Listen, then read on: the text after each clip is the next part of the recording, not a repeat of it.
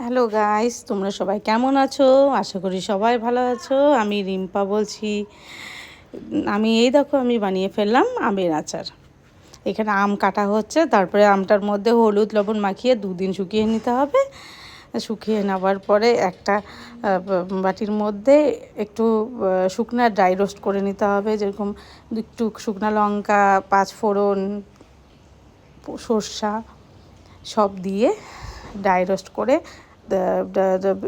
তার মধ্যে একটু মিক্সিতে ঘুরিয়ে ওটার মধ্যে তেল দিয়ে আমটাকে মেখে আর সাথে লবণ আর অল্প একটু চিনি দেবে, 1 চামচ আমি চিনি দিয়েছি। এবার লবণ দিয়ে আচারটাকে মেখে ওটার মধ্যে বয়মে, একটা কাচের বয়ম নেবে, কিন্তু কাচের বয়ম ছাড়া তোমাদের আমের আচার নষ্ট হয়ে যাবে। কাচের বয়মে রেখে সেটা তোমরা 4-5 দিন একটু রোদে দিবে। রোদে দেওয়ার সময় বয়মটার উপর একটা কাপড় দিয়ে দিবে, ঢাকনাটা খুলে।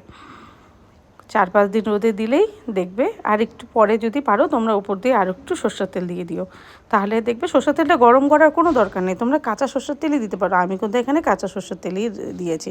এই দেখো আমার আমের আচার রেডি। তোমরা কে কে আমের আচার খেতে ভালোবাসো একটু কমেন্ট করো। আমার তো খুব ভালো লাগে রুটি বা ভাত দিয়ে। এই দেখো আমার আমের আচারটা, দেখছো কত সুন্দর হয়েছে, একদম দেখতে কত লোভনীয় হয়েছে। তোমরা যারা যারা ভালোবাসো একটু কমেন্ট করো। টাটা, বাই বাই, ভালো থেকো।